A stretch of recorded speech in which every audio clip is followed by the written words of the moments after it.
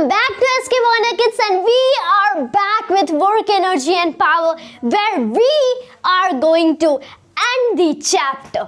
क्योंकि today is the last point, मतलब equilibriums, and in this point we will finally cover the entire chapter of work, energy and power. So we are just too excited to finish it with just a short video. Then beginning the point of today, मतलब last point of the chapter and perhaps of the playlist, equilibriums. Basically this is types of equilibriums. Equilibriums points. अगर मुझे equilibrium define actual में करना है ना, मैं बताता हूँ कि अगर किसी भी ऑब्जेक्ट पे कोई भी फोर्स, नेट फोर्स जीरो है, मतलब मैं डिफाइन करता हूँ net acceleration of the object भी जीरो होने वाला है. That's why the object is said to be in the position of equilibrium, जहाँ पे उसकी वेलोसिटी चेंज नहीं हो सकती है. For a common example, suppose अगर मैं ना इसी में मैथमेटिक्स डाल के लिखूँ तो दिस इज जो मेरी नेट फोर्स अगर किसी ऑब्जेक्ट पे जीरो होती है, then according to the first law of motion net acceleration of the body भी जीरो होता है. दोज आर एक्चुअल में ना जीरो वेक्टर. जब हम लोग को, बिकॉज मैनी पीपल ऐसा भी लिखते हैं कि vector F net equal zero, vector E net equal zero, लेकिन ये गलत है. एक्चुअल में ये गलत है. अगर मैं इसे ऐसे लिख रहा हूँ तो ये गलत है. Of course it is wrong. Okay, because अगर मैं लिख रहा हूँ कि vector F net equal zero, zero को मैं as a scalar, pure numbers are just not any kind of quantities, but इसको मुझे एज अ स्केलर्स नहीं ट्रीट करना है. I need to treat them as vectors. So those are also vector quantities. Zero vector बनाना पड़ेगा, null vector बनाना पड़ेगा as a whole. Okay, तो अगर those are null, some kind of null vectors, then we can define the object is said to be in the position of equilibriums. Okay, अब ना equilibriums में भी three basic, work, energy and power में हम लोग three kinds of equilibrium पढ़ते हैं. There are as a whole three types of equilibriums. Three types of equilibriums. अगर मुझे three types of equilibriums define करना है तो मैं इसको फर्स्ट, सेकेंड एंड थर्ड में क्लासीफाई कर सकता हूँ. ऑफकोर्स मैं क्लासीफाई कर सकता हूँ बिकॉज द फर्स्ट जो मैं बोलता हूँ ना, फर्स्ट मैं बोलता हूँ as the stable equilibrium. First is stable equilibrium. While जो मैं सेकेंड बोलता हूँ this is unstable equilibrium. Unstable equilibrium. While जो मैं थर्ड बोलता हूँ that is my final kind of equilibrium, मतलब कि मेरा neutral equilibrium. Neutral equilibrium. Okay, you can just get that. अब ना कुछ मेजर काइंड के डिफरेंसेस होते हैं between all the three kinds of equilibriums. Okay, there are of course some kinds of major differences, but still I would like to first of all give some of the examples for the kind of equilibriums, and then we'll be coming to the differences between all the three, ताकि हम लोग ये सीख सकें कि कैसे हम लोग differentiate कर सकते हैं whether a kind of equilibrium or any system is whether stable or unstable or neutral equilibrium. तो starting with a common example, अगर मुझे स्टेबल इक्विलिब्रियम लिखना है ना तो जो डीसी पांडे सर की टेक्स्ट बुक होती है उसमें बहुत ही अच्छे से ये बात समझाई गई है. ओके, जो मैकेनिक्स 1 है उसमें आई थिंक 9th चैप्टर है कि अगर मैं कोई स्फेरिकल शेल लेता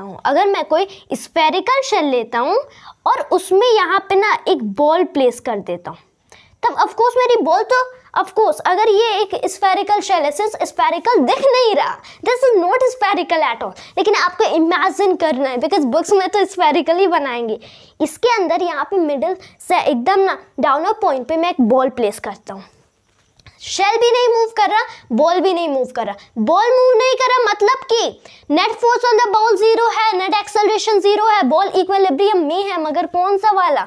स्टेबल वाला. इसको हम लोग स्टेबल बोलते हैं. This case can be referred as stable. अब क्यों बोलते हैं वो, that will be just learning. जैसे हम लोग अभी जैसे डिफ्रेंशिएट करेंगे हम लोग आ जाएगा। वाइल डीसी पांडे सर ही ऐसा बताते हैं कि जो दूसरी काइंड की इक्विलिब्रियम होती है ना, अगर यहाँ पे मैं एक स्फेरिकल शेल लेता हूँ और यहाँ पे बहुत ही अच्छे से मैं यहाँ पे एक बॉल प्लेस कर देता हूँ, जहाँ पे ये बॉल ना मूव नहीं करता, ये स्फेरिकल शेल रेस्ट पे, बॉल भी रेस्ट पे। बहुत ही रेयर केस में ऐसा होता है ना, that the ball remains at rest over this position. Net force over the ball is a null vector. Net acceleration is also a null vector. Then it is in a state of equilibrium. But इस case में ये will be unstable equilibrium. Neutral equilibrium में DC Pandey sir हम लोग को बताते हैं कि कुछ ऐसा केस रहेगा, बिकॉज यहाँ पे भी तो सरफेस है, लेकिन सरफेस के साथ शेल भी है।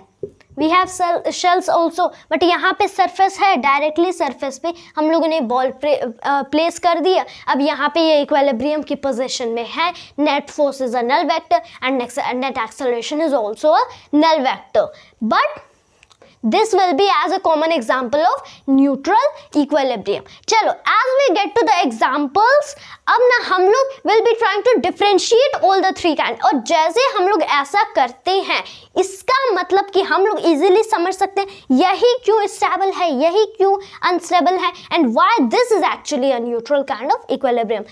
And for that, we need to first of all pause the video and we need to just erase this kind of all stuff.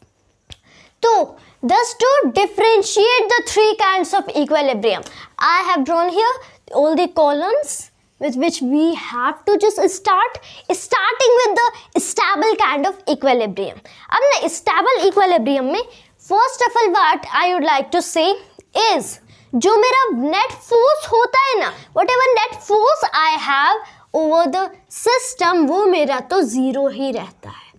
This is the most important thing. Net force मेरा zero रहता है, of course zero रहता है, because all kind of equilibrium, यहाँ पे कुछ equilibrium है, there is some kind of equilibrium, और for the net acceleration to be zero, the net force should be also a null vector, तो ये होगा ही होगा.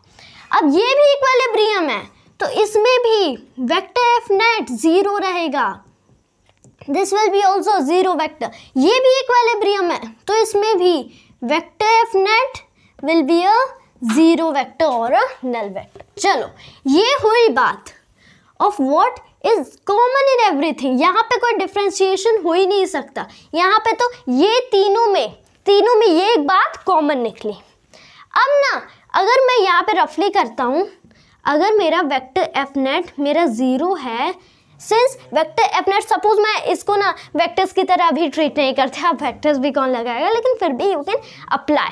जो इक्विलिब्रियम होगी, ऑफ कोर्स बहुत बार जब मैं पोटेंशियल एनर्जी को लेता हूँ, डिस्प्लेसमेंट को लेता हूँ, मैंने एक इक्वेशन भी एक बार ड्राइव किया था, दिस इज व्हाट, ये एक्चुअल में है क्या, this is D you upon में डी वेक्टर. ऑफ कोर्स जो मैं वेक्टर एफ नेट अपना लिखता हूँ that is our D you upon में D R. D you upon में डी आर ही तो होता है, that sorry this is minus D you upon में डी आर ही तो होता है. मतलब negative differentiation of U with respect to R, वही होगा मेरा net force on the system. Of course मतलब अगर ये मेरा जीरो है तब minus D you upon D R भी ज़ीरो होगा. अगर minus D you upon D R zero है तब डी यू अपन में डी आर भी ज़ीरो होगा. यानी कि यहाँ से डी यू अपन में डी आर इक्वल्स ज़ीरो और स्लोप ये d you upon D r में क्या लिख सकता हूँ, ज्योमेट्रिकली मैं लिखता हूँ slope of u r graph is what is zero.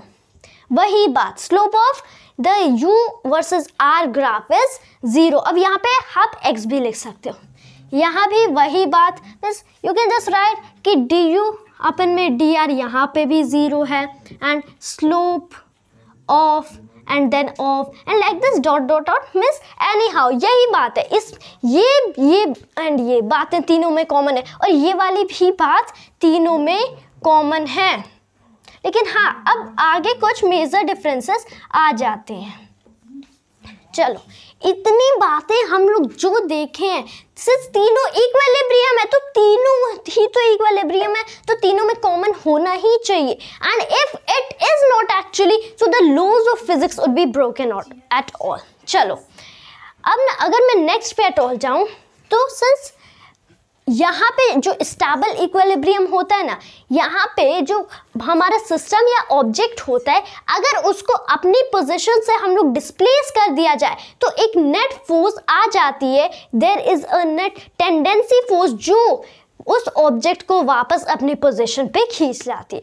जैसे मैंने एग्जाम्पल लिखा था, this was a example, suppose मैं यहीं पे लिखता हूँ कि यहाँ पे मैंने क्या लिया था, एक स्फेरिकल शेल लिया था, इसके अंदर यहाँ पे मैंने प्लेस कर दिया। अगर यहाँ पे सपोज मैं इसे इतना डिस्प्लेस करता हूँ तो ऑफ कोर्स ग्रेविटी की वजह से ये यहाँ वापस आ जाएगा। सपोज आप ये ना एक्सपेरिमेंट भी ट्राई कर सकते हो, you can take a bowl, a round bowl spherical. अब वहाँ पे आप एक मार्बल ले लेना। अब पहले तो आप मार्बल को मिडिल में प्लेस कर सकते हो और उसके बाद थोड़ा सा मार्बल को थोड़ा सा इधर प्रेस करना, और यू कैन ऑल्सो ट्राई उसको स्फेरिकल शेल के थोड़े से नीचे ही यू कैन प्लेस दैट। अब आप देखो ये वापस just it will be going around round round and finally अपने उसी पोजीशन पे वापस आ जाएगा। मतलब एक नेट टेंडेंसी, एक ऐसी force which can tend to bring it to back to its initial position. So when displaced, you can write when displaced from its, कौन सी पोजीशन, या तो you can write it as equilibrium या फिर original. तो let us try, हम लोग equilibrium system पढ़ रहे हैं, तो this is equilibrium position. When displaced from its equilibrium position, there acts a force, there acts a force to bring it back to its equilibrium या फिर stable equilibrium position. Of course, this is our next point. यही हमारा next point है। well, अगर मैं ना इसको छोड़ दो, इसकी बातें छोड़ दो, अगर मैं दूसरा लेता हूँ, एक कॉमन एग्जाम्पल था यहाँ पे मैंने क्या लिया था, स्फेरिकल शेल लिया था, यहाँ पे प्लेस्ड कर दिया। अब अगर मैं यहाँ पे इस पे कोई भी फोर्स लगा दे रहा हूँ, वेक्टर एफ नॉट लगा दे रहा हूँ, यहाँ पे ये गिरेगा, अब वापस नहीं आ सकता, so it can not return back. यहाँ से क्या हमें मिला, बिकॉज ये क्यों अनस्टेबल इक्विलिब्रियम था, क्योंकि अनस्टेबल इक्विलिब्रियम में एक कंडीशन होती है कि when displaced, when the object और the system is displaced from its initial position, from its equilibrium position or equilibrium state, then there acts a force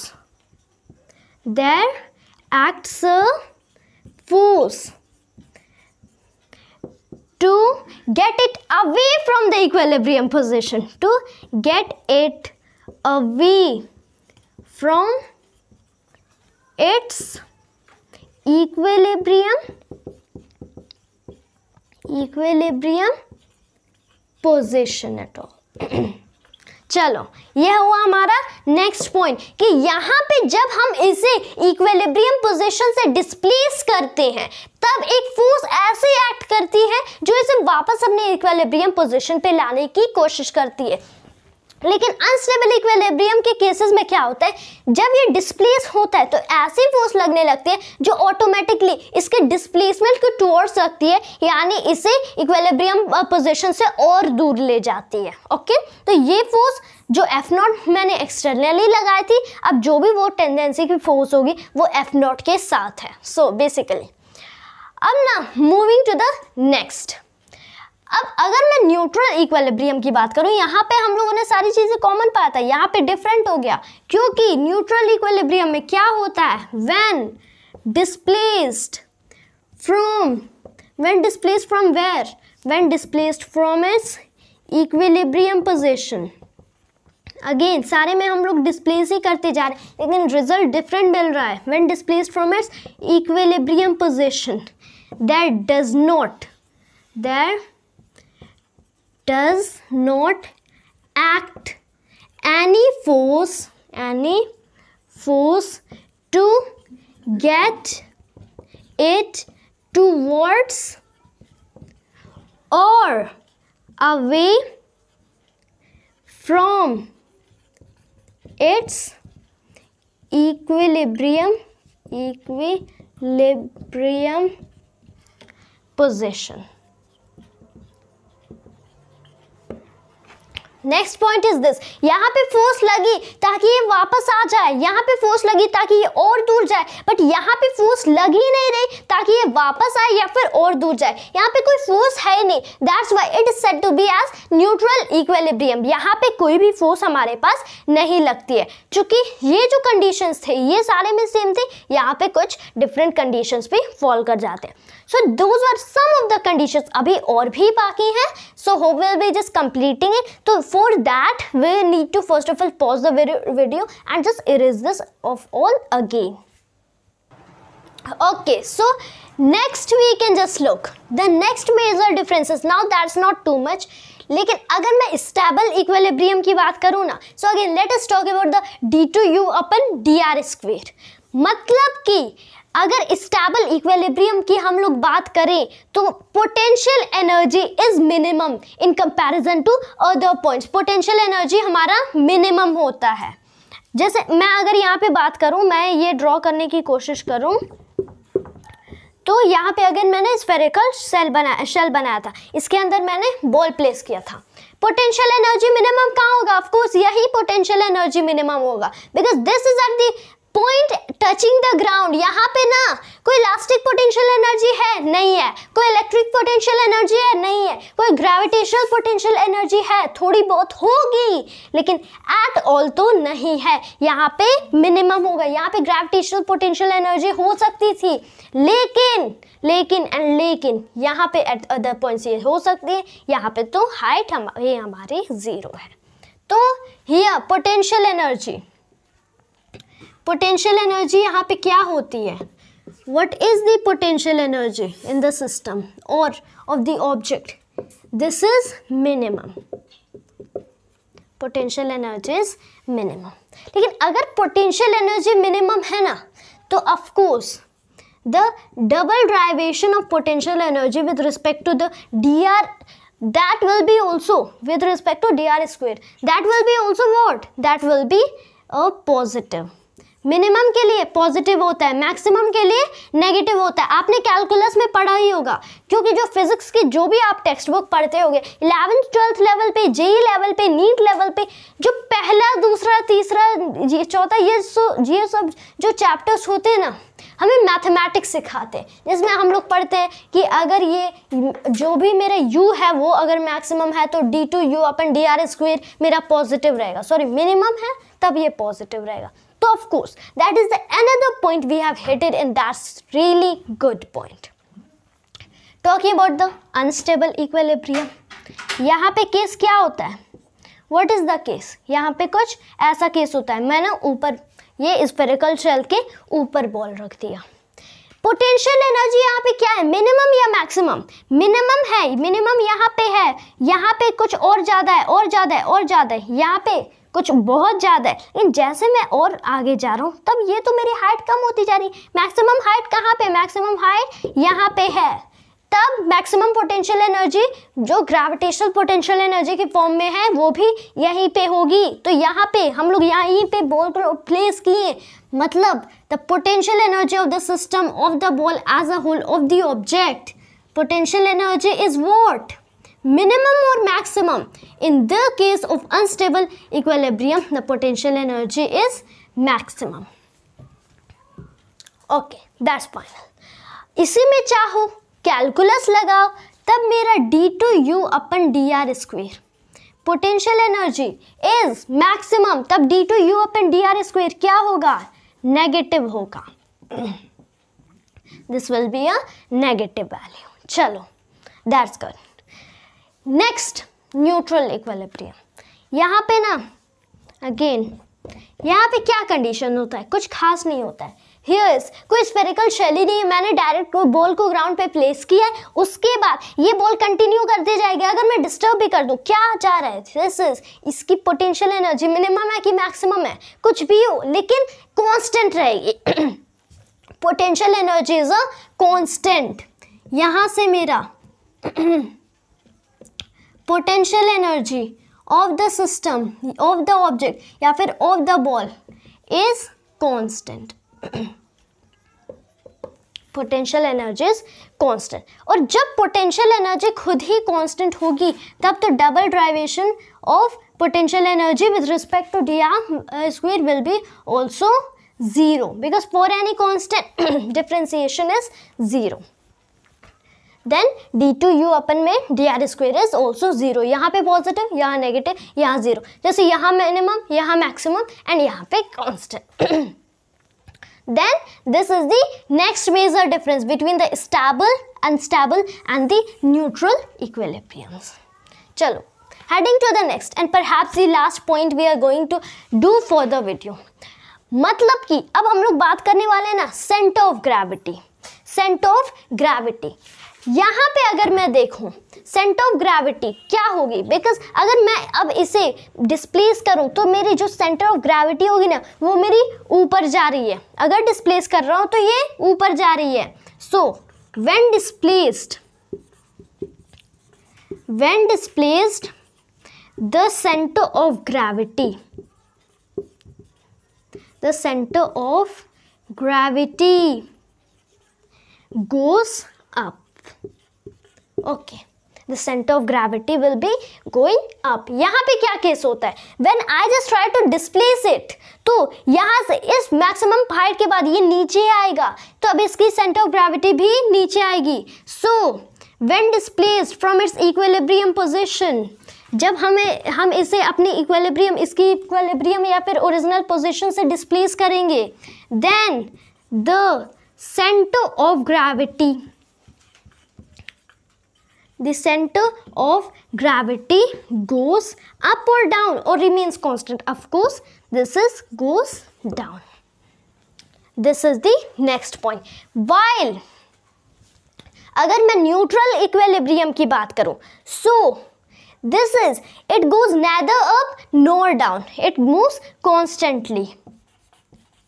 When displaced in this position, the center of gravity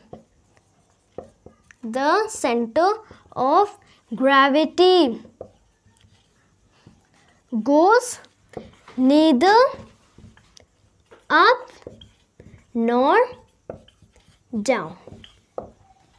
यहाँ पे ना कि ऊपर जाता है and ना ही नीचे जाता है, which is the perhaps last of the which we have covered as a whole. मतलब those were the major differences between stable, unstable and the neutral kind of equilibrium. So perhaps you just liked the video a lot and we have finally covered the equilibriums. मतलब कि work energy and power is also finished and I am too glad to have finished a chapter again being the school is just open. So we have covered the chapter and now we'll be just starting a new chapter and perhaps that will be the center of mass. So thank you for watching this video. Jai Hind, Jai Bharat.